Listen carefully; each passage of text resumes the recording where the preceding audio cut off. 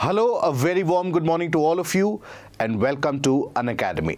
Welcome to today's The Hindu newspaper analysis, where we discuss today's the Delhi edition of the Hindu newspaper and analyze the various articles relevant for your prelims as well as the mains examination.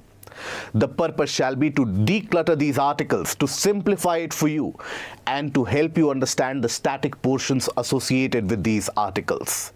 At the end of the discussion, we shall be analyzing two of the subjective questions and try to understand how to create answer and talk about the answer writing. I suggest that at your end also, do try to create your own answers so that you can have an overall assessment of what is the level of understanding that you have gained here. Now, let us take a look at the topics that we are going to discuss today. So, in total, we are going to discuss 8 different topics. So, the era of politics of performance, that is going to be the first topic. That is a topic which has appeared in the editorial section relevant for your GS paper 2. It talks about the skill set required for the legislators to ensure good governance. So that is an interesting topic that we shall analyze. Giving primacy to human development index, gender inequality, that is being talked about, relevant for your GS paper 3. Debt owed by South Asian nations to China hits record level. And this is the predatory economic policies being followed by China, whereby the debt levels across the entirety of the region of South America, Africa, and even South Asian nations, they have been increasing. Socio-ecological effects of LPG price hikes. So there is this Access survey which has been released, and that talks about the availability of or the accessibility of the LPG connections, and due to the lack of the LPG connections, what is the impact overall in the society. Then few of the topics relevant for your prelims. India is now the 3rd largest producer of solar power. Forest fires in Uttarakhand. Uttarakhand state has received a slight rap on the arms from the Supreme Court regarding the forest fires and how it is dealing with it. Veg meals cost climb 8%, indicating a slight inflation in the vegetable prices. And eventually, Widal test, relevant for typhoid, and how it is turning out to be irrelevant in a country like India. So these are the topics that we are going to hold a discussion for today. But before we initiate the discussion, a couple of announcements regarding the events and regarding the special programs that we have to help you and to aid you clear the prelims examination. So first of all, today at around 7:30 p.m. catch us live on YouTube to get an idea about the current affairs for international relations, and join us live at 7:30 p.m. on the YouTube channel. And at 6 p.m. join us on the special class for dealing with the static portion, which will also help you revise the prelims preparation and ensure that you are able to revise with the help of the MCQs in both the cases, thereby giving you that much needed practice at the same time. Having said that, now let us take a look at the first topic. Now this is a particular topic which has appeared in the editorial page of today's newspaper. And in the present context of the election season which is around us, this particular topic gains a significant amount of importance. Now, what is it about? The era of politics of performance. Now, before jumping into it, let me set a context about it. What does this talk about, or why this article has been written? So, if you think about yourself, let's suppose you are applying for a particular job and you want to get employed somewhere. They will seek multiple requirements. Are you a graduate or not? If you are a graduate, what is the stream of specialization that you have? If you have a post-graduation or not? And these are the various different parameters based upon which you are judged. But let's suppose you have all the theoretical knowledge in the world and you are poor in communication skills. You will find it very difficult to land a job in present-day job market, isn't it? So when that is the reality for the rest of the world, what is the situation of the elected legislators? Presently, we are in the midst of the largest festival that any democracy thinks about, the election season. And India is again going to elect more than 500 of its parliamentarians. And when you include all the parliamentarians that we have, all the MLAs that we have, total number of these legislators are in thousands. But then out of them, how many are actually qualified? That is a question that has persisted in the society for decades now. That what should be the qualification for a legislator? Should the qualification require a particular set parameter that the legislator should be a graduate, or at least 12th pass, or free of criminal records, or better communication skills, or domain specialization? So these questions have always been there, present in the daily conversations in the society. So this article basically encapsulates it, that what is it that an ideal legislator should have as a required skill set. This article tells you that almost around 75% of the Lok Sabha members and 64% of the MLAs, they are graduates. But then simply being a graduate, does that make you fit enough to lead a particular constituency, to represent the voice of the people? Clearly, the overall answer would be no. I'm sure from your end also you would attest to the fact that simply having a particular degree doesn't mean you can be a parliamentarian. So what are the skill sets required? Required in terms of not a particular test that you have to appear for, but let's suppose to represent people more successfully and represent the ideas and the demands of the constituency in much more fluent manner. So if you analyze the skills required, those skills can be divided into three different subcomponents. One is the behavioral skill.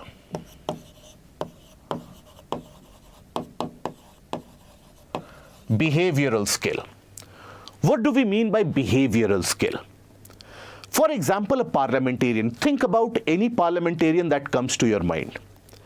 A parliamentarian will be much more effective if they are good at their communication skills.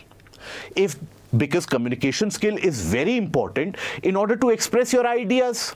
What are the ideas that you have?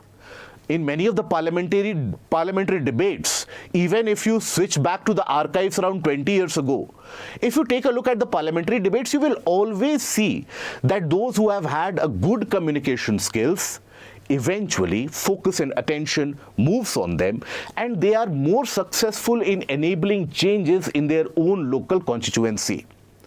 So communication skill is an important part of this behavioral skill. Then verbal and written skill, that is also important. You need to be able to communicate better.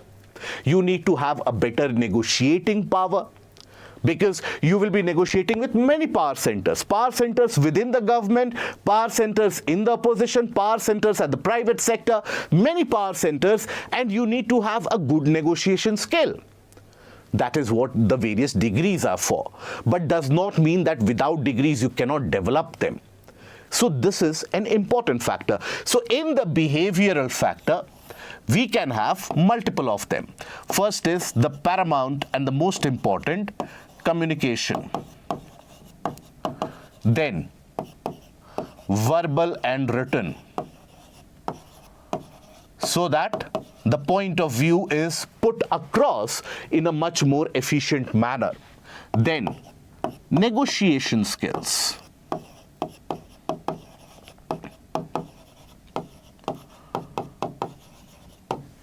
For example, when you have various different debates and various different bills presented in the parliament, legislators and parliamentarians who are articulate about it, who are able to express their views very clearly and not simply beating around the bush, many of the times they can influence a change. They can bring about a change by swaying the public opinion, provided that they are making sense. And that can happen only if the behavioral skills are at point. Even let's suppose another example, if you're writing an answer, another example you can take from the issues of urban development. Let's suppose you are a parliamentarian in your constituency. And in your constituency, you think about developing a outer ring road or a kind of a peripheral road network. Land acquisition needs to be done. Now you might have various different groups who might not be ready to vacate the land. Now, in that case, your negotiation skill comes to play. It cannot be the solution that, okay, give them more money, then they will vacate land. No. Land is a sentimental issue.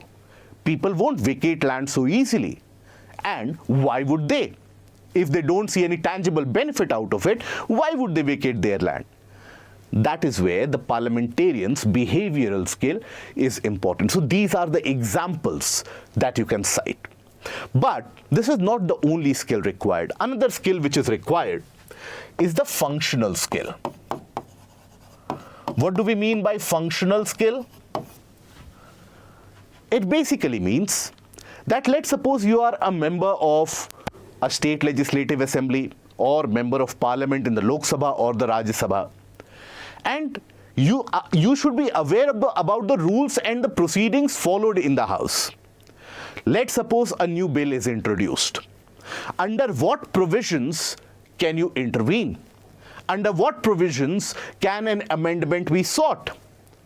And even in order to seek an amendment, even let's suppose a bill has been presented and you are staunchly against that bill, are you aware about the details of that area? For example, let's suppose a bill to the tune of data protection and data privacy, which is of significant amount of importance in our day-to-day lives. But many of the times what happens that if you take a look and go through the reading of the bill, most of you would get confused. That is the framing of the language. And sometimes many technical parameters are used. So that will bungle up your mind very easily. This is where a parliamentarian needs to have the skill in order to understand what is required and what are the technical details involved there. Only then the input that can be provided will be meaningful and have a potential to change. So here, the functional skills would involve the rules and procedures. One has to be aware of that, isn't it? Then details about a bill or an issue.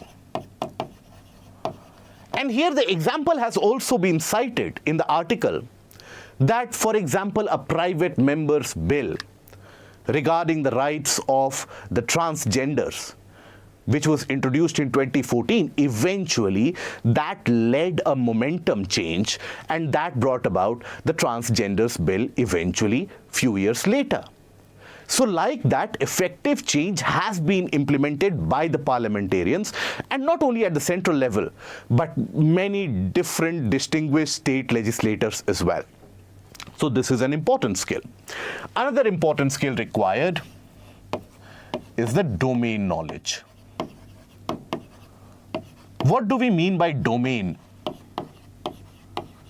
It basically refers to being an area expert. For example, take the case of foreign policy and take the case of our present foreign minister. Now, foreign policy is something which requires a bit of a nuanced approach. You cannot go hammer and tongs and you cannot simply attack every issue. You need to take a softer approach sometimes, you need to take a tough stance sometimes, you need to go aggressive in certain cases, you need to have the power and the foresight to retreat in certain cases. So it is a complex issue. Now presently, you will find that India's foreign policy is being led by Dr. Shankar. And largely the consensus has been that the foreign policy has been in good hands, because he's an area expert. He was an Indian Foreign Service officer, eventually later on became the Foreign Secretary. So that is the area expert handling foreign policy. Similarly, For example, let's suppose somebody who is an expert in telecommunication or in technological aspect, now you put them in charge of, let's suppose, the Department of Telecom like that. That is the aspect of domain expert. Now, ideally, if you think about it, the perception or the immediate thought which comes to mind is that pick up experts of finance, pick up experts of technology, sports, etc., and put them in charge of the ministries, and the ministries would work. That is the general perception that all of us have. But that doesn't work. There are ample examples in our history where we have seen that the domain experts, they are not particularly good in influencing policy changes. Why? Because when you work in the government, let's suppose as a legislator, as a parliamentarian, and when you are a part of various different committees, ad hoc committees, standing committees of the parliament, at that point of time, you have to deal with conflicts as well. You have to deal with varying interests. And at the same time, you need to have a very good people management skill. That people management skill, knowing what are your resources in the ministry, knowing how to motivate them and steer them towards an effective change, convincing your political bosses that this is the change which will work or will not work, doing the proper risk assessment beforehand. All of that requires an individual with a proper emotional intelligence and with a proper understanding of people. So not always will you find that the domain expertise will lead to proficiency, but some amount of domain expertise is very much required. For example, again, if you take the contemporary example, suppose you have a road transport minister who has no clue about, okay, what are the materials required in the construction of the roads? When we have a shouldered road or without a shoulder road, what is the difference? Do we need to have pavements? Do we need to have fluorescent paints in certain areas or not? What are death zones in the roads? Now, if you don't have this much idea, then obviously the contractors will also take you for a ride. And the officials working underneath you, mind you, many of them could be IAS officers, right? So they also are quite intelligent for that matter. So you might be misdirected or misled even there. So domain expertise is required, but there is a kind of a conundrum here. Many of the times people get trapped in that competency trap, as it is referred to, that you seek to find the perfect individual for a perfect role. Eventually, in some area or the other, the flaws come and the entire structure breaks apart. Now, if these are the conditions required, and if these are the conditions which we are not getting in general, so what is the way forward here? In many of the cases, in our legislators, overall you will see that with the advent of the social media, anyways, the awareness level is increasing. But then, much of that awareness level, sadly in many of the cases and hilariously in many of the cases, is restricted to the WhatsApp university kind of information. You don't want that in your legislator. You want that maybe amongst your friends or your peer group so that you can have a good time, but not in your legislator. So what is the way forward? So the way forward has to be twofold. First is legislator-centric, and the second is people-centric. What do we mean by that? Legislator-centric means that legislators, if they don't have the functional idea or the functional skills or the domain skills, skill them, upskill them, provide them training, provide them with ample amount of precedents that look earlier also, if this was the case, this was the procedure which was followed, and this could be the intervention which you can do. Go through the various parliamentary records that you have in the libraries, and that digital access should be provided to them on a very regular basis. So this is about increasing of or upskilling and increasing awareness through various platforms such as, let's suppose, PRS Legislative, etc., provide them the details that, okay, this is the bill, this is the gist of the bill, understand it, right? Simplify it. So that is something which will garner their interest also, that this is what I can do. And when we talk about the people-centric approach, what is this people-centric approach? So that, simply put, is that you and I, as individual voters who select the, or who rather elect these parliamentarians and legislators, we have to be more demanding of our elected representatives. We need to be fully aware. For example, in my, let's suppose in my area, the road from my particular place to another district, that is very poor. I need to be able to understand whether that is under the jurisdiction of the state government, of the central government, or of the local government. Only then can I ask pinpointed questions. Otherwise, what is the norm nowadays? That most of the urban areas of the country, they are crumbling under its own weight, right? Poor garbage collection, poor road infrastructure, poor healthcare infrastructure, poor educational standards, everything is there. Who do we blame? We either blame the state government, we blame the central government. But what about the local municipal corporations? When the ward elections are held, barely anybody goes out to vote. So how will you ask questions that why have you not constructed this garbage pit or this water absorption pit? Why has that not been constructed? So that is where citizen awareness and accountability by the citizens to the legislators, that is something which is required. So only then you can actually induce and force a change, even if the other person is reluctant. Even if the parliamentarians, they follow the idea that ignorance is bliss, I will tell you this, or you are asking me a particular issue, I'll show you another direction. If your questions are pinpointed, and if your mandate is dependent upon that pinpointed question, then difference is definitely what we achieve. So here, awareness and accountability.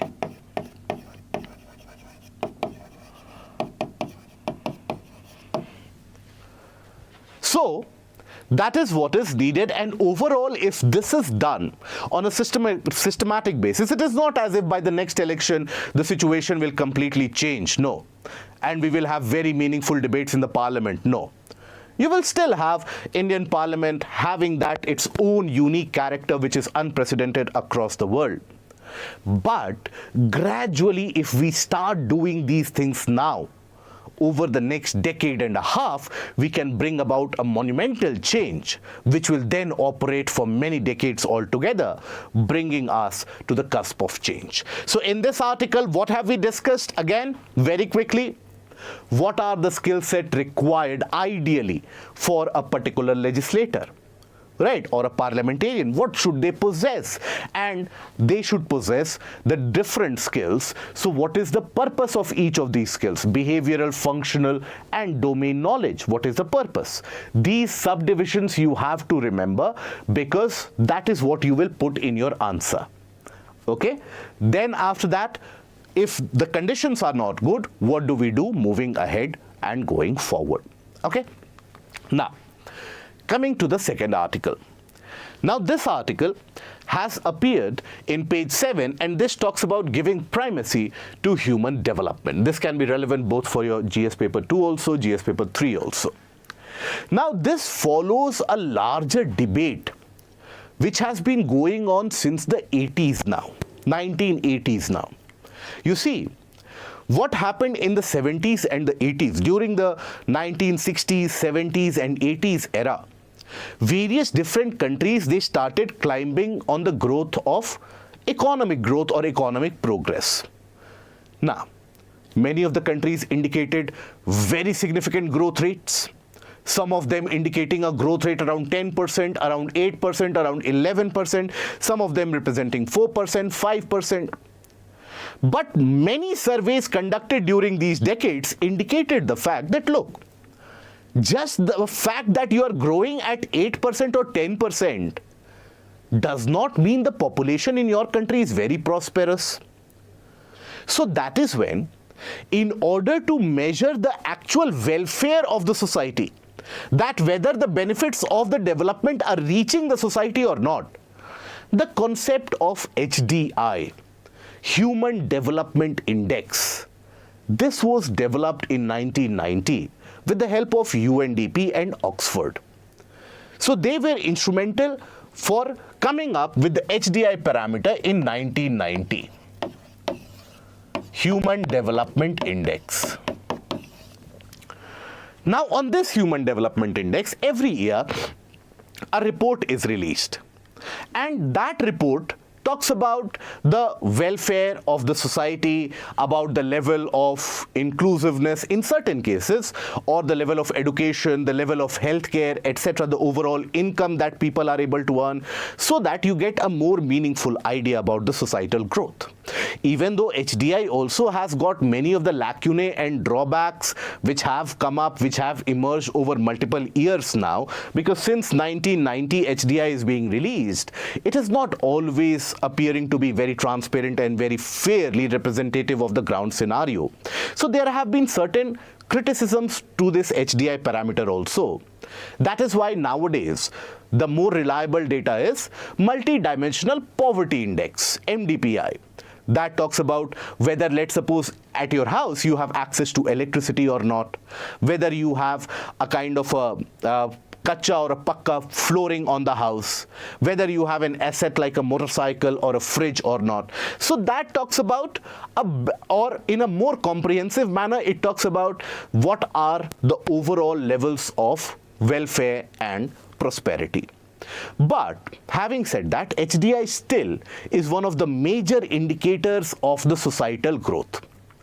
Now on this HDI parameter, the number is allocated between 0 to 1, 1 being the highest. Now India's progress in itself, that has been there, but it is not stupendous, it is not significant. This year, or rather last year, India indicated an HDI ranking of 134 out of 190. That was the ranking that India had. So basically it was 134 out of 190. Okay, this is the level of HDI growth. Now this was in 2022.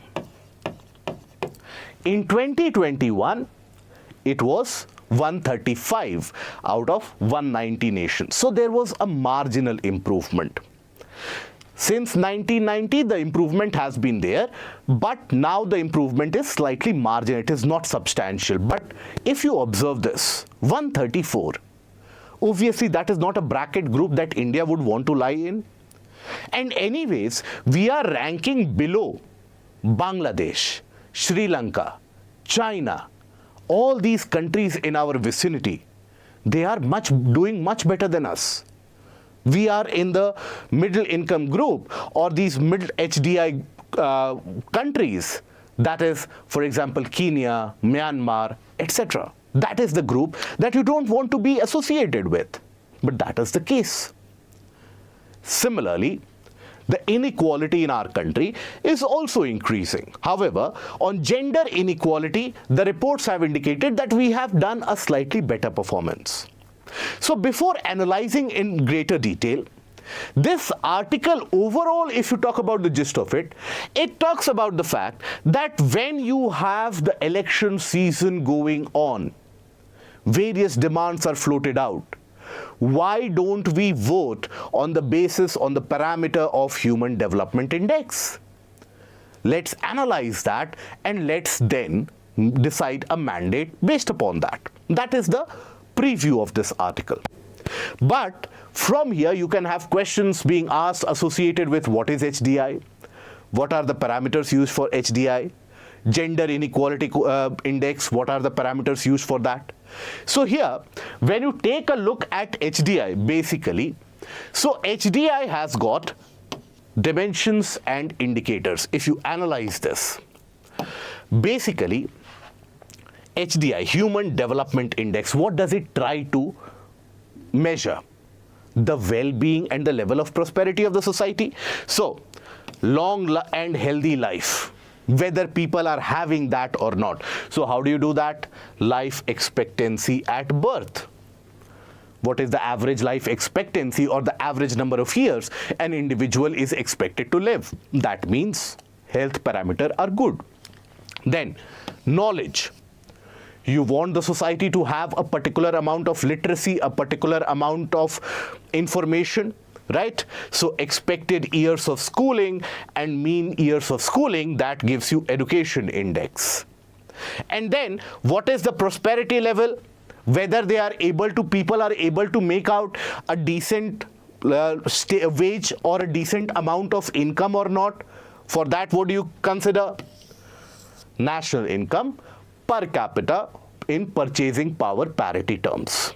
So based upon these parameters, you have the HDI which is calculated. It is actually, each of these parameters are calculated, life expectancy index, education index, GNI index. They are calculated and together their geometric mean is taken into account. You have arithmetic mean, geometric mean, etc. You would have heard about this. So in this case, the geometric mean of these three is calculated, and eventually a number between 0 to 1 is allocated.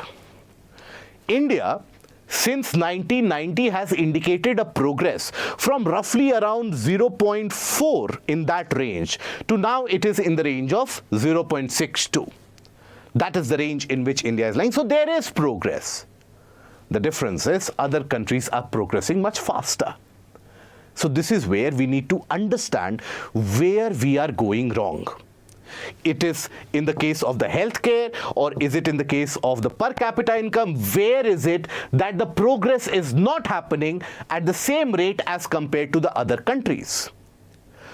One area, however, where India is doing particularly well in comparison is the inequality index, the gender inequality index. So when you talk about the gender inequality index, all these, this also and this also, will be relevant for your prelims. What are the dimensions considered? What are the indicators considered? So for HDI, the dimensions considered will be long and healthy life, knowledge, and a decent standard of living.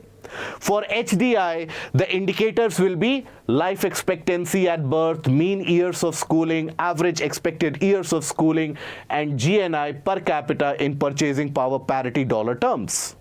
So that is relevant for your prelims.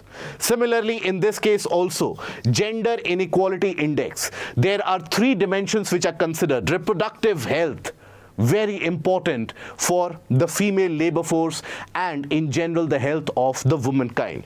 And here maternal mortality and adolescent fertility, they are considered. Then you have empowerment.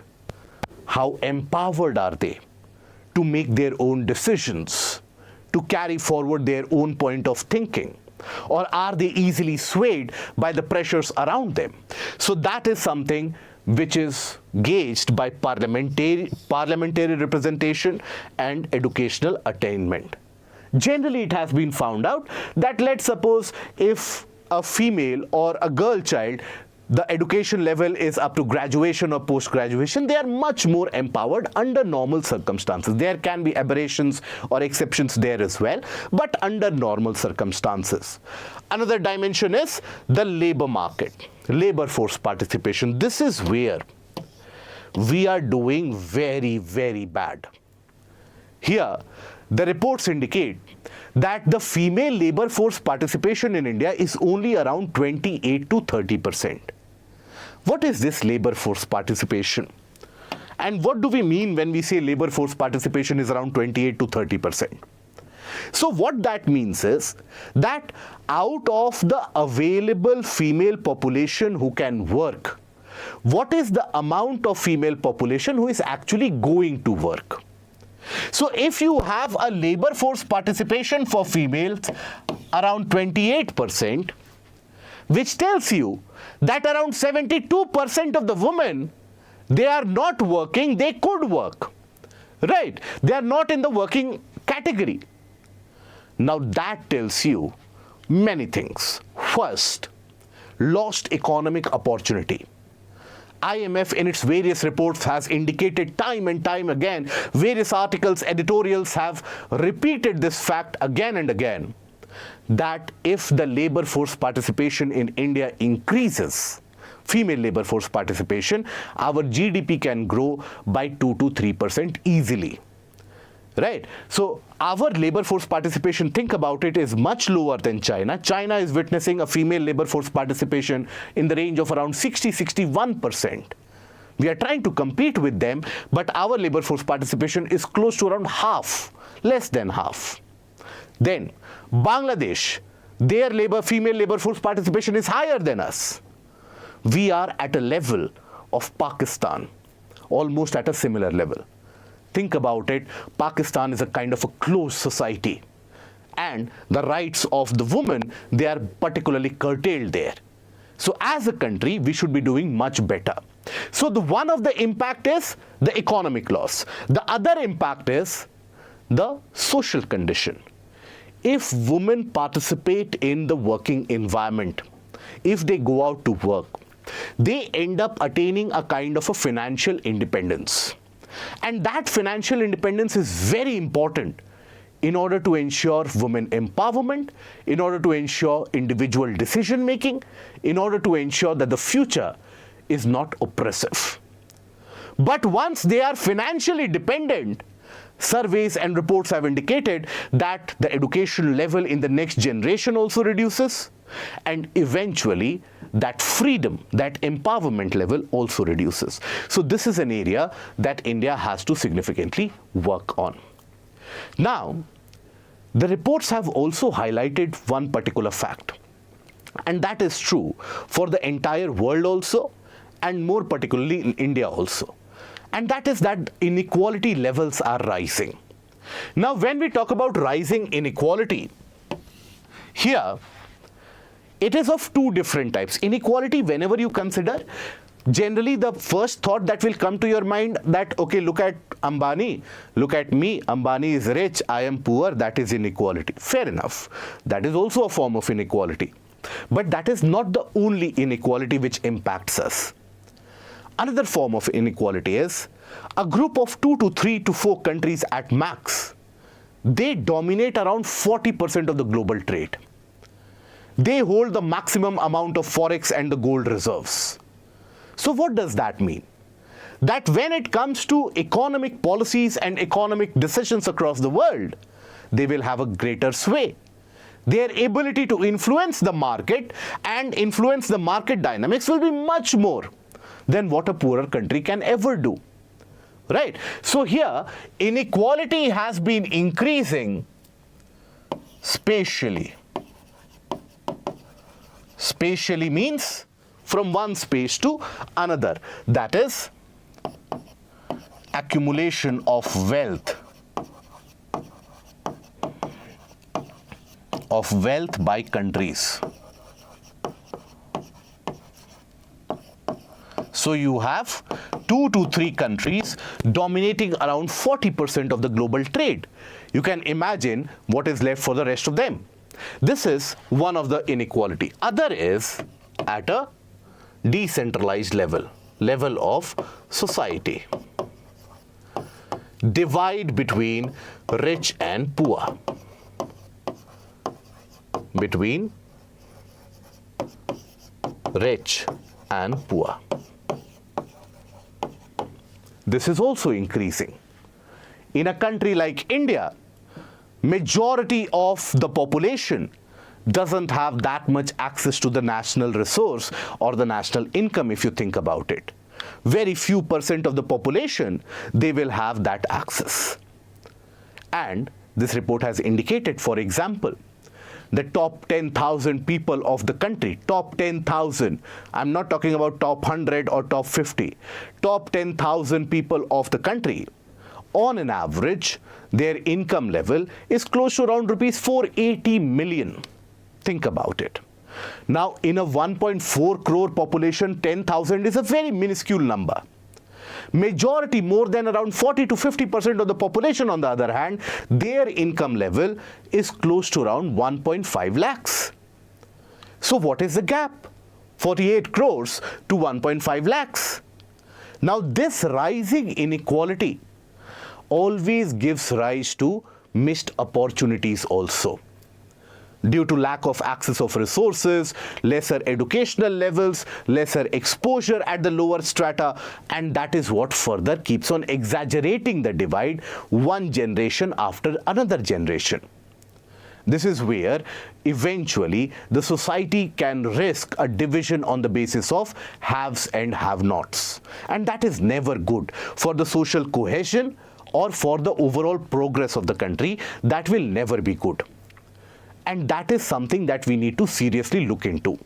That is one of the major concerns that the country confronts going ahead into the future. And it is not about, this inequality is not about, let's suppose I have a personal bias against a particular, let's suppose, industrialist. Does not mean that inequality will rise. It is a systemic issue. So how do we get rid of this inequality? Think about it. One of the things can be investing in the human capital. What do we mean by human capital?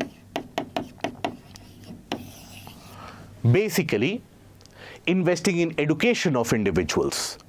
Improve the education standards of the society so that every individual eventually ends up reaching the proficiency where they can earn a decent amount of living. Right? Invest in healthcare, so that the loss of schooling years, which is generally the case in developing countries, underdeveloped countries across the world, due to health issues, there's a significant loss in mean years of schooling, which then has a cascading impact on the career as well, on the competence level as well, on the skill set as well. So invest in school education, invest in healthcare education, invest particularly, let's suppose, in vocational training. Not everybody would be interested in becoming doctor or engineer. Many of them have a particular pressure that I will have to start earning early because I have to start supporting my family. My family is dependent on me. So for that, what do you need? You need to provide them skills. Let's suppose they are interested in particular technical work. Provide them skills immediately after class 10th. So these are some of the things that can be done. But I'm sure you can think about many more of them. So think about it, that what can be the particular steps which can be taken, and think about it in apolitical terms, right? Please don't have a personal bias. Think about it in apolitical terms. Suppose you are an administrator or a bureaucrat. What is the step that you could initiate in order to tackle this rising inequality? And put it down in the comment section below. Let us see what kind of innovative ideas you come up with. So here in this article, what is it that we have discussed? The HDI, on what basis it is measured, the gender inequality coefficient and index, on what basis is it measured, the rising inequality, why that is a level of concern for us, why should we be working towards improving the HDI parameters, and the various types of inequalities and the measures to get rid of these inequalities. Okay, now we move to the third article, which has also appeared in page 7 of the Delhi edition of the newspaper. And this talks about the rising debt levels that various different countries have, and they owe it to China. So here, with the help of the various different charts, this article has basically indicated that the debt levels in South Asian countries, in African countries, in South American countries, the debts that they owe to China is increasing. China recently owed around, basically various countries owed close to around $180 billion to China in debt. And that is something which was initiated in around 1999. Around 1999, China embarked upon a policy in order to have a much more global role to play Because for much of a time, China has always been ostracized or in a way isolated from global conversations and global decision making. That has been the case. Now, since the era of Deng Xiaoping, it was slightly oppressive, but nonetheless, Deng Xiaoping, when he became the premier, at that point of time, there was significant amount of industrial growth, foreign investments were allowed to come in. So the 80s and the 90s witnessed a surge in Chinese growth story, where they would trade and the Chinese exports to various different regions of the world. That provided a huge amount of current account surplus to China. Trade surplus was significant. It started accumulating its foreign exchange reserves, but it did not have an international clout. It did not have an international influence. So that is when in 1999, a deliberate policy decision was taken that in order to make our voices felt, we need to become a stakeholder, or we need to participate in global economy. That is when China started spending in terms of lending. It started lending to various countries that, look, I will give you, let's suppose $1 billion. In that $1 billion, I will help you develop this road infrastructure. The companies will be mine. The employees will be mine. But eventually, this road will help you earn $5 billion. And by those $5 billion, you pay me back. Now think about the poor countries. Many of them, when they think about such scale of infrastructure, that is something that they cannot conjure up on their own. They cannot make it on their own. So if a country like China is reaching out to you, helping out, then why would you ignore that? But the problem started somewhere close to around 4 to 5 years back. Around that time, majority of the countries who were participating in this particular program, in this particular lending scheme of China, they realized one fact. That let's suppose I have pitched a road for you, that build this road, you will earn $5 billion. Now, I have pitched it, or I have floated this idea to you by the assumption that, look, when this road will be constructed, many industries will come up here, then many people will also settle here, people will find jobs also in the industry, so they will start paying taxes also, industries will also pay you tax, industries will generate this much goods, industries will then export the goods also, so you will gain money from exports also, so you will be in a good state. But in reality, what happens? The road is constructed, there is no settlement around it at all, it is like a barren land. So imagine someone telling to you that buy this lottery ticket, if you buy this lottery ticket, you will get 1 lakh rupees, from that 1 lakh rupees you can buy this, from that you will get 10 lakh rupees, like that you form a chain and Mukesh Ambani and you will be at the same level. Now if you start dreaming about it and you actually go and buy lottery tickets, well, full marks to your intelligence then. But sadly, at a national level, many countries have fallen on this trap. Now here, observe that in the various different countries, the debts that they owe. So here the blue markers that you see, that indicates the debt that they owe to China, right? And the gray markers that you see basically are the debts to other countries. Other than India, Bhutan, and to some parts around Brazil, almost all the countries have significant exposure to Chinese debt. Nigeria owes 83% of its debt to China. South Africa owes 83% of its debt level to China. Like that, they have significant amount of debt levels. Now, China recently has understood that many of the countries are not returning the debt. So what it has resorted to is what is known as predatory economics. But also a kind of a predatory diplomacy is what it has morphed into. So what is it doing? So when it is lending out things to you, the conditions are very harsh. But mostly the amount of investment is so high that people, their attention is diverted. Conditions are harsh regarding who will work there, which organization, which companies will get the contract there. That is a harsh condition. So the local economy is not benefiting, but the Chinese economy is growing on the face of it, on the back of it. So that is something which the countries have realized. That is why what China has started doing is, as was apparent in the case of Hambantota port in Sri Lanka, once the country is unable to pay its debt, that is when they start leveraging and they start owning up various different assets. For example, port infrastructure, airport infrastructure, and in certain cases even land. The sovereign land of a country has been usurped by China. China establishes its military bases there. Now, this has basically raised the alarm bells in many countries as of now. But already, the damage has been done. So here, if you analyze, why is this happening? The reason for this, the reason for rising debt. You need to analyze that. Okay, why is it that the debt levels are rising? Think about it. The first thing which has to be highlighted is the failure of international financial institutions. When you have a World Bank, when you have an International Monetary Fund, when you have IBRD, all the various different international institutions for development are there. And still the countries are not getting the fund for development.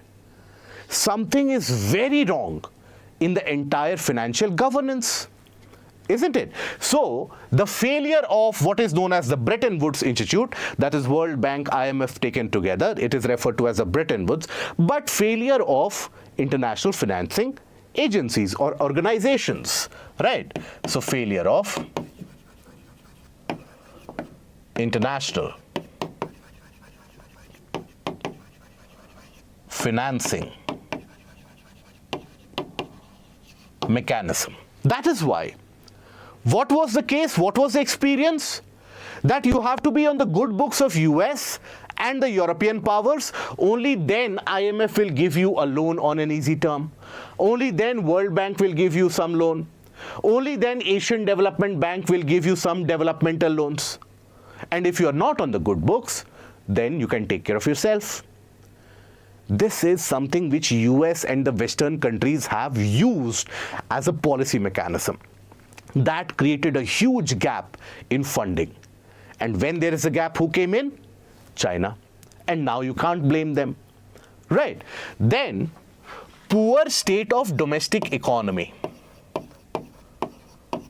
State of domestic economy. That your own economy is not doing that well. So what do you have to do?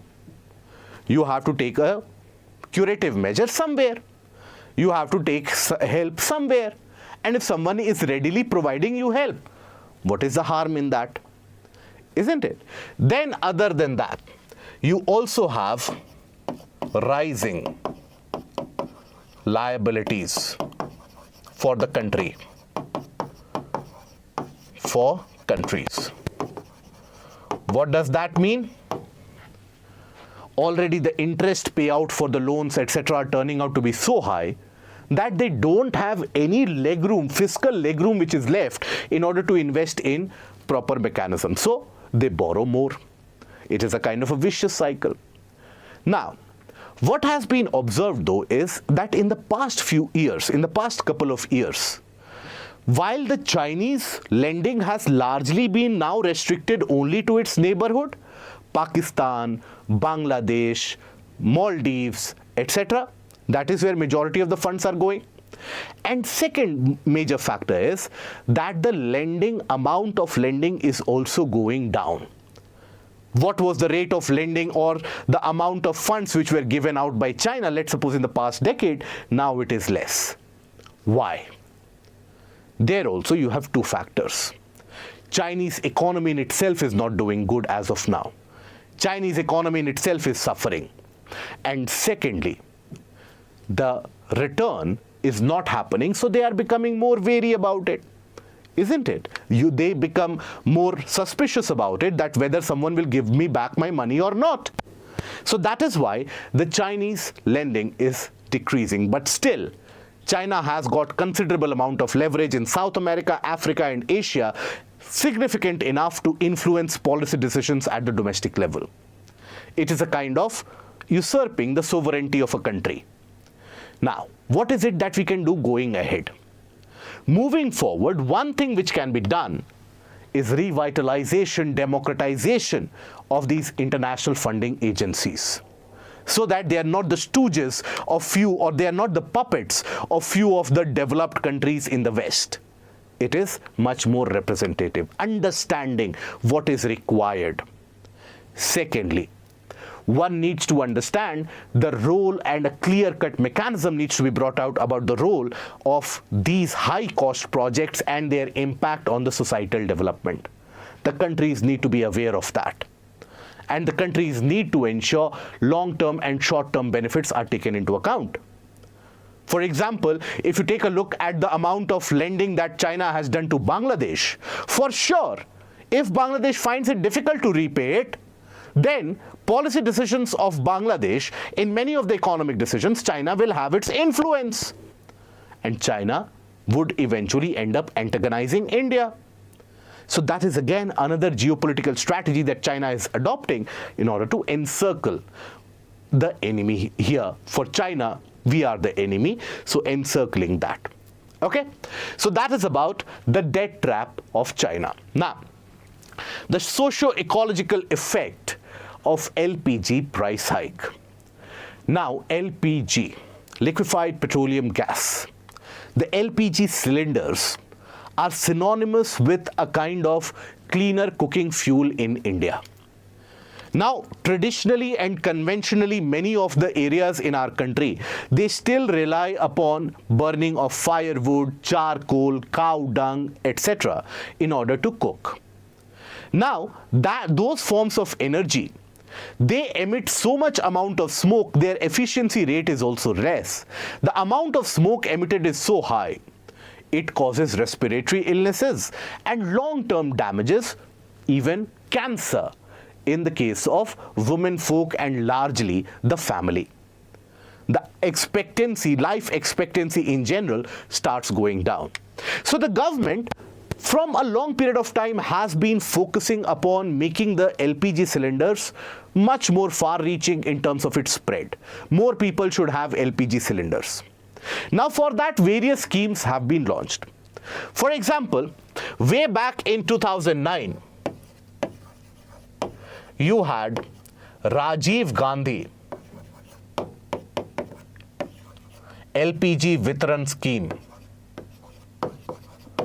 Rajiv Gandhi LPG Vitrak scheme, so that LPG cylinders can be distributed in the rural areas. Now, due to this scheme, there was some significant amount of uptick in the number of LPG cylinders, which were now being sent to the rural areas.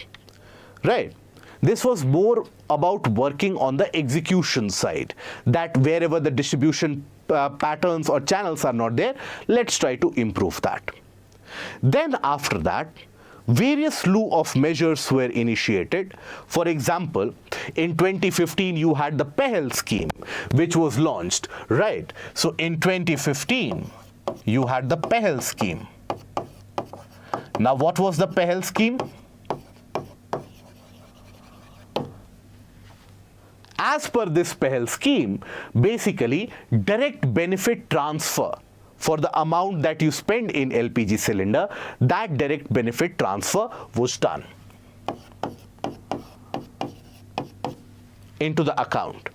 Then Give It Up campaign came up, that those individuals who are having a good, comfortable amount of income, if they are also getting LPG at a subsidized rate, give it up.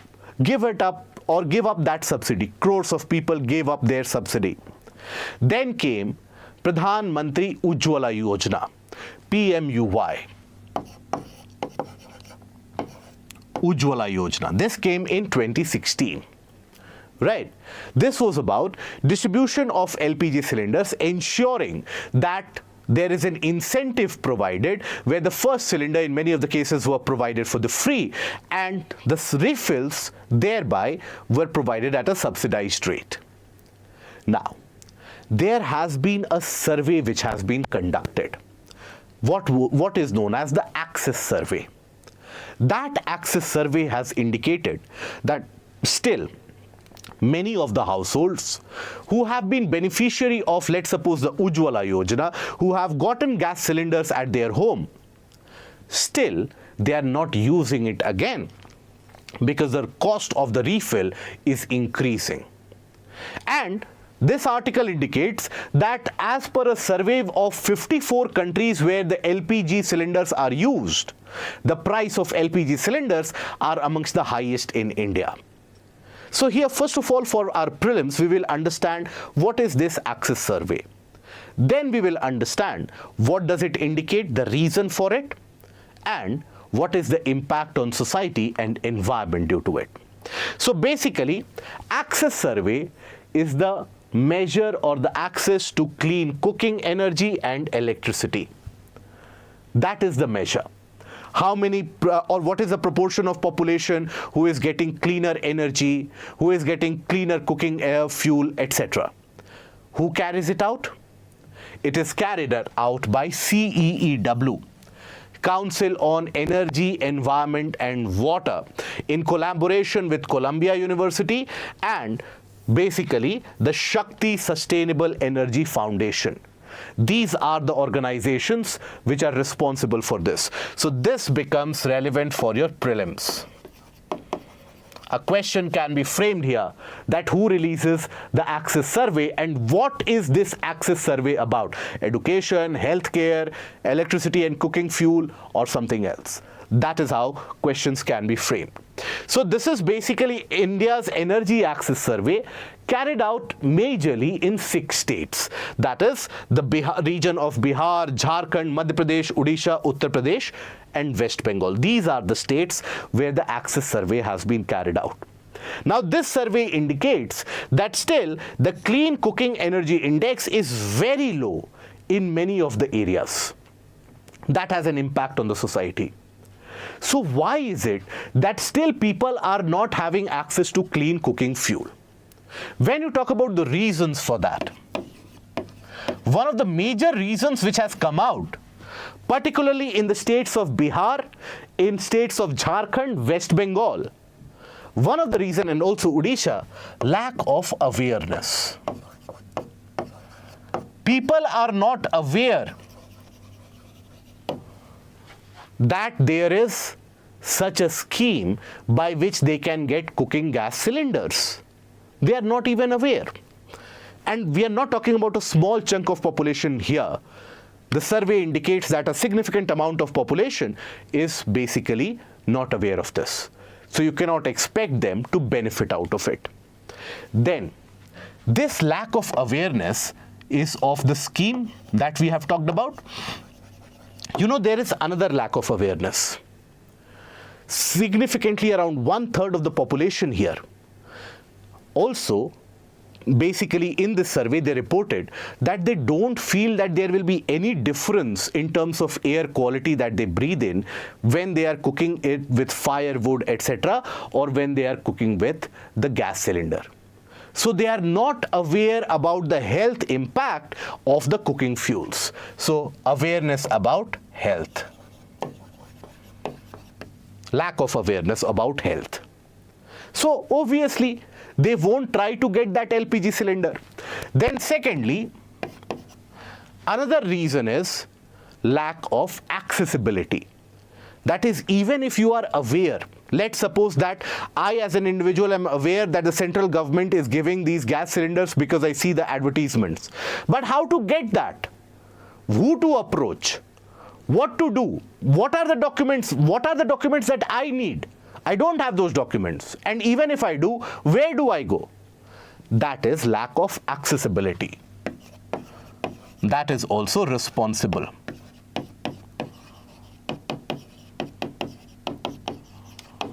Okay? Then other reasons are that the refueling costs are high, prohibitively high. And in a situation where, let's suppose, the national income is not, per capita income is not rising to that exponential level, that comfortable level, the inflation rates are going high. So in that backdrop, in that scenario, spending that much amount on cooking fuel, on LPG refill, that sometimes doesn't make sense to a lot of people. So here, prohibitive cost. Why the term prohibitive is used? Because the cost is so high in many of the cases, individual cases, that they don't go for this option at all. Hence prohibitive. Prohibitive cost of refill. These are the major factors why you will still find lesser prevalence of cooking gas cylinders in many of the households. Now, what is the impact created by it?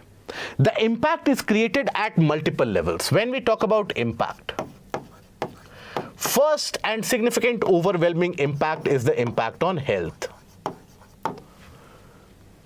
Health in terms of life expectancy, in terms of cancer cause and lifestyle diseases, everything will be there, isn't it? Secondly, you will have, now here you can bifurcate it into cancer causing or carcinogenic, right? Then lifestyle disease, then lower life expectancy, all that you can include here. Then other is that in many of the areas, people, for example in West Bengal, people go to the nearby forests and they cut down the wood. So that also impacts the biodiversity. The green cover is reduced, there's fragmentation of habitat which is happening. So that has an adverse impact on the environment and on the biodiversity as well. So here you have the impact on environment.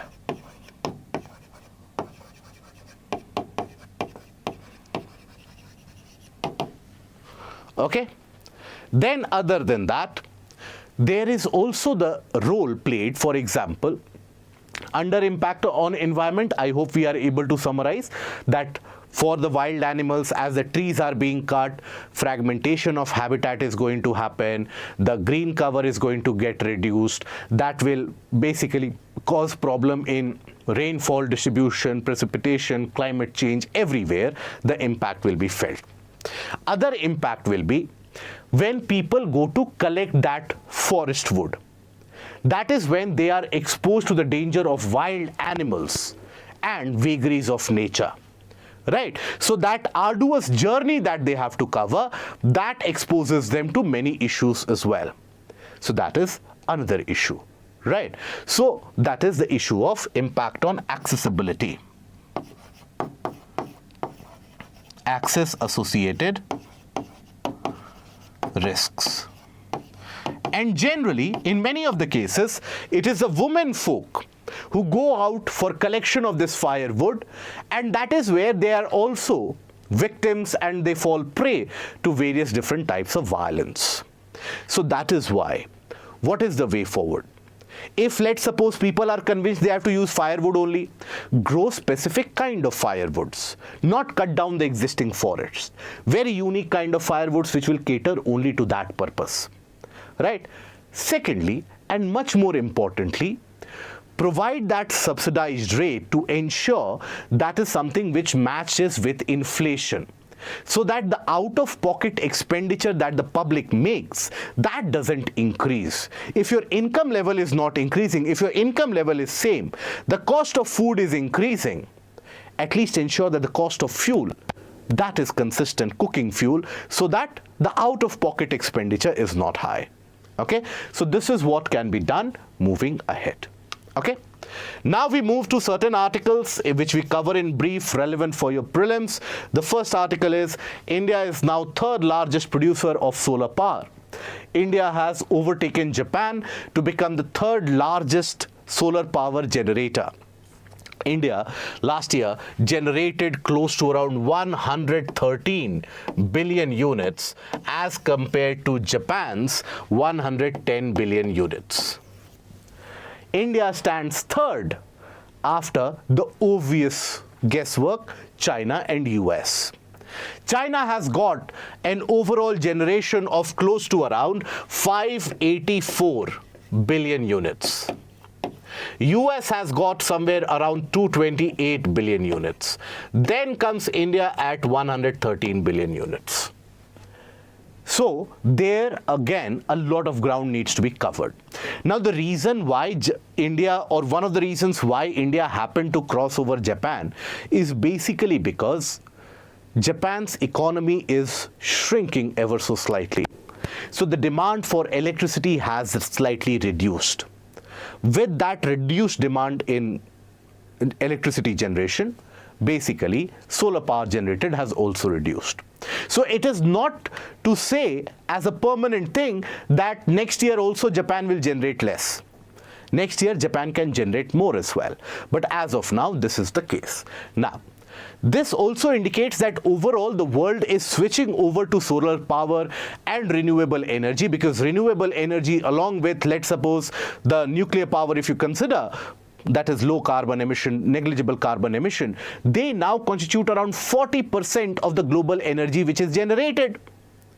And just the renewables other than nuclear power, around a couple of decades back, they represented only 19% of the energy generated. Now this is close to around 30%. So the world is moving towards renewables already. Now, in terms of total power generated, India generates close to around 73 gigawatt of power. 73 gigawatt of power, and India is fifth largest generator. Fifth largest generator of energy. Okay? Now, coming to the second article. Basically, Uttarakhand and the Uttarakhand government received a slight rap on its hands from Supreme Court, where Supreme Court said that, look, forest fires, when they occur, please do something to get rid of them, or develop a kind of a procedure that you can target them or you can eliminate them quickly. Please don't wait for rainfall to happen so that the forest fire is taken away. Because Uttarakhand has been experiencing rampant forest fire now for almost the past 10 days. That is where the forest fire, which was ignited initially by what is thought to be a kind of arsonery, where an individual he lit up a fire in a small localized area, and that spread. And now there is no controlling. So as you can see in the image also, an Indian Air Force chopper is using the Bambi bucket to lift up water and spread it over the fire. So forest fires, that is something which you need to understand. And very briefly we will talk about it, that why do these forest fires occur? In India, these forest fires are very common in the region of Uttarakhand, in the western portion of Tamil Nadu, in some parts of Karnataka, and in certain areas of central India also. But mostly every year you will observe these forest fires to be occurring in the region of Uttarakhand. So forest fires, they occur because of two factors. One is the natural cause or the natural factor, and the second is anthropogenic or human induced.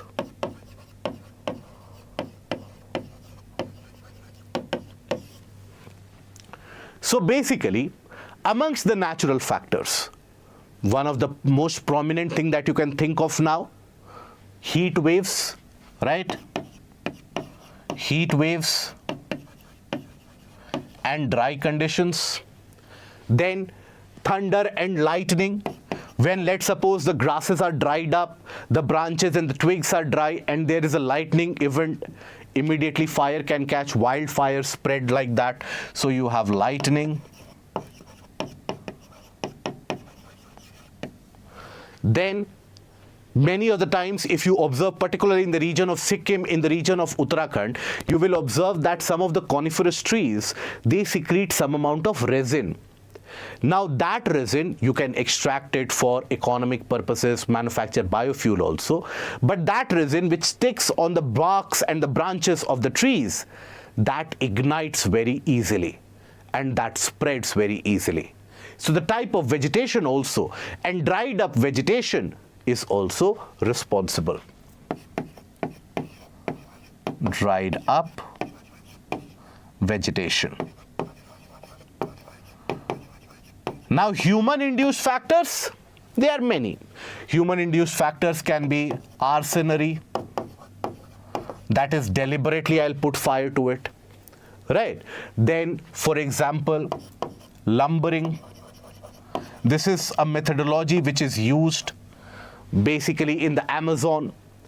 In the Amazon rainforest in Brazil, when you have very dense vegetation, lumbering means cutting the wood for economic extraction, economic utilization.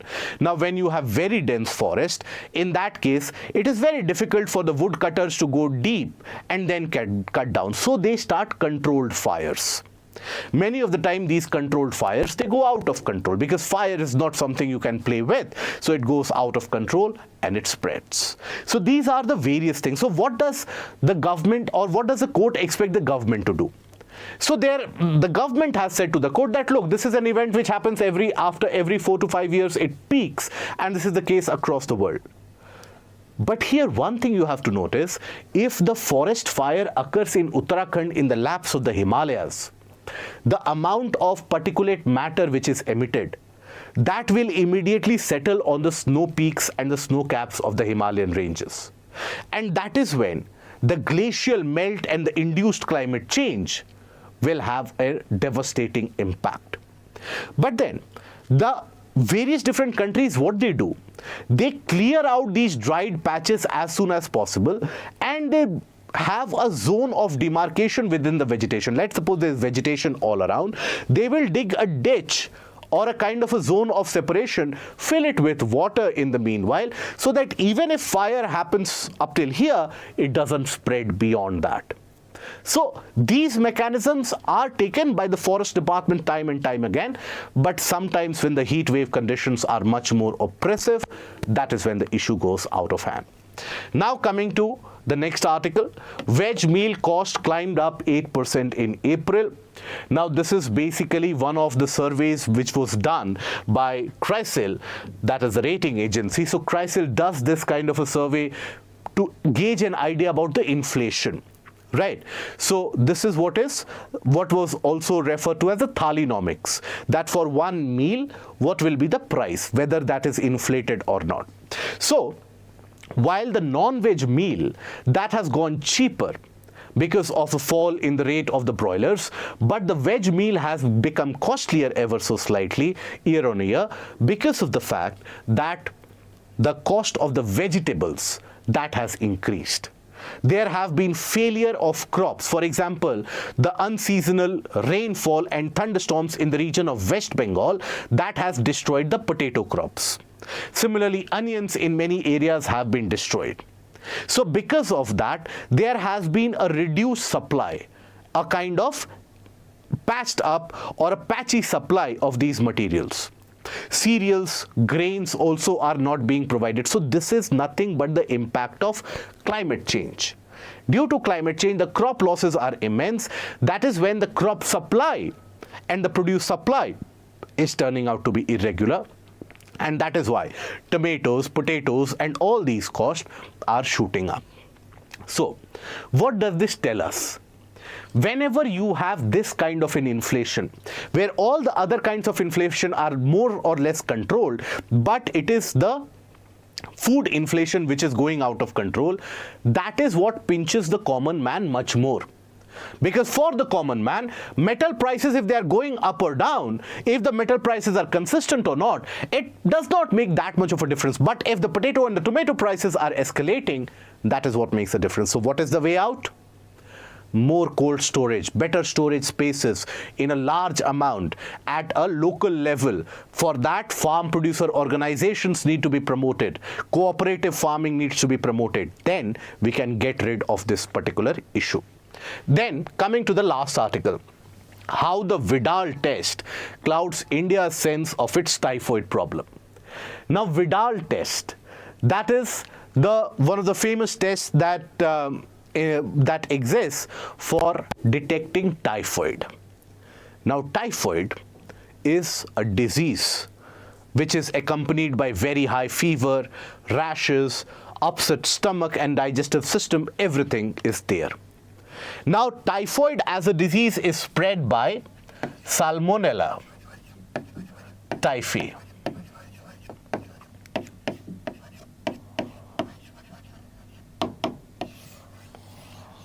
Salmonella typhi.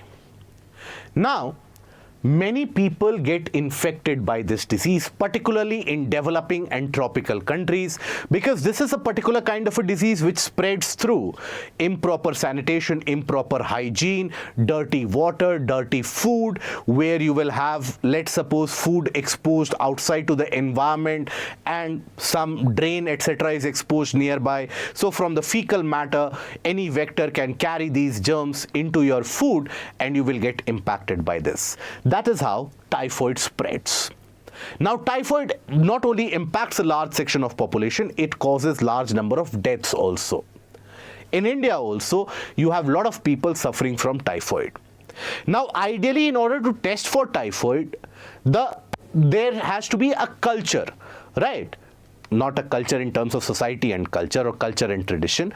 Culture means growing the microbes in controlled environment, so that you get an exact idea about what these microbes are, what is the infection load, and accordingly you can give out any particular treatment. But the problem with this is that it is a time-taking process and it requires high amount of cost also, and not everybody is skilled enough to do that microbe or the bacterial culture. So, majority of the countries across the world, they resort to the Widal test. Now, what is the Widal test and on what principle does the Widal test operate? Widal test operates on the basic principle that whenever we have an infection, our body will start producing antibodies. That is why we get a fever, isn't it? Because the WBCs and our entire bloodstream is filled up with antibodies, and that is our body's mechanism to fight off that infection. So that is why we catch very high fever. Now, what Widal test does, it measures the load of those antibodies, measuring the amount and the type of the antibodies. That is when you get a conclusion whether you have typhoid or not. But then, that Widal test has got various different lacunae. For example, let's suppose you have consumed certain medicines, you have fever, immediately you won't go to the doctor that, okay, get me a Widal test, I might have typhoid, get me the test for malaria, jaundice, everything. No. First of all, you will try your own home remedies, something that we are very significantly experts in, all of us, right? So let's suppose you consume a medicine. Then the antibody load in your body can waver. That means what? You can get false positive, false negative. If you get a false positive, then that means you don't suffer from typhoid, but the report says you have typhoid. So once you get that false positive, then what? You will be administered very heavy doses of antibiotics.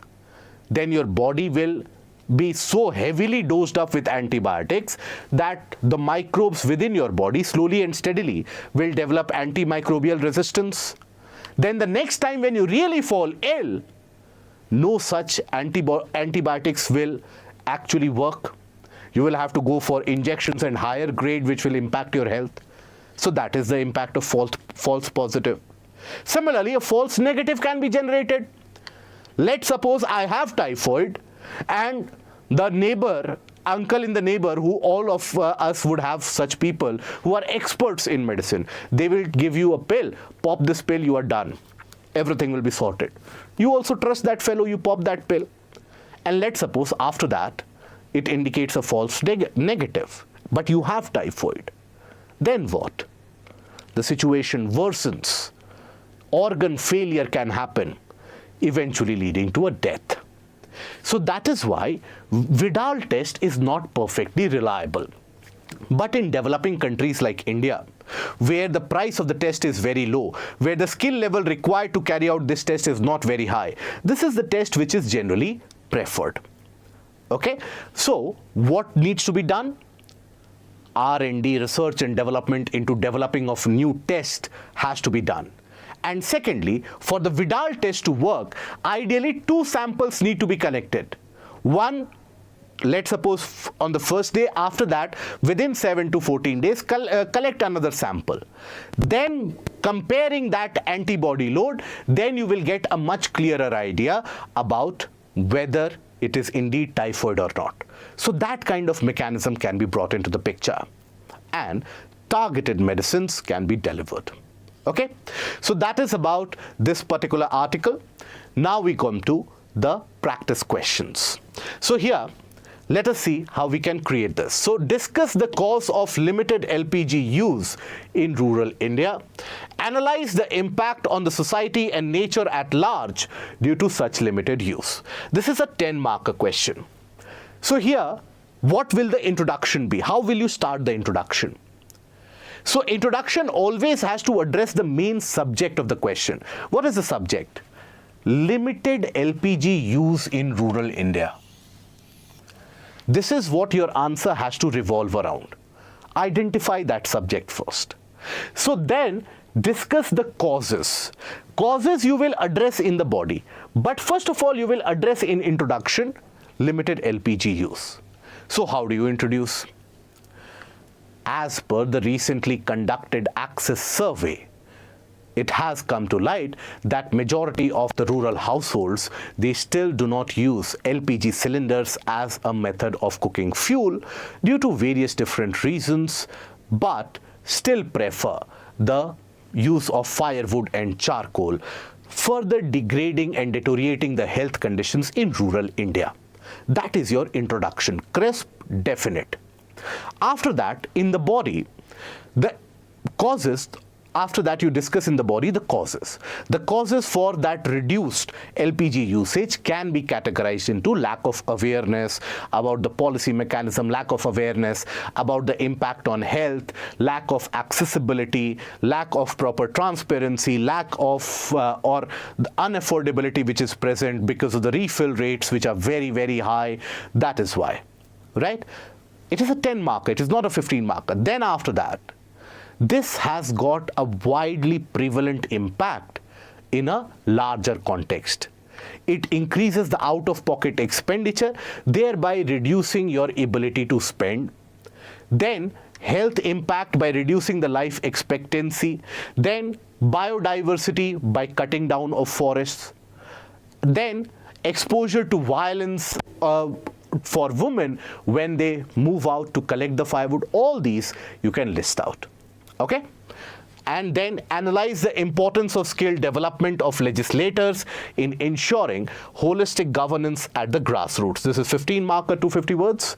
So how do you address this?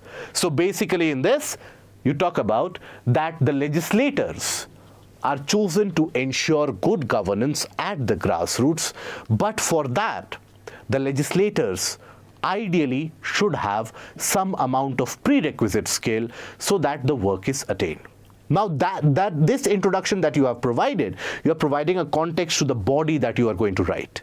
Then the required skill set does not need to be a kind of an empirical evidence in the form of graduation degrees, post-graduation or doctoral recommendations, but rather can be classified into 3 subcategories, that is behavioral, functional and domain knowledge. Elaborate upon each of them with examples how they can help. In the conclusion, write about it that as India marches into the 21st century with an ambition to be a superpower, that will be a dream left unfulfilled if the legislators, they are not fully and comprehensively aware about the duties. And that involves an aware citizen which demands accountability for the skilled legislators. Write it down. Try writing down this answer on your own as well. So that brings us to the end of this discussion. I hope this discussion has been helpful, has added to your existing knowledge set. We meet again tomorrow. Till that point of time, do take care of yourself. If you have liked the video, please don't forget to click on the like, share, and the subscribe button. So we see each other again tomorrow. Goodbye. Thank you.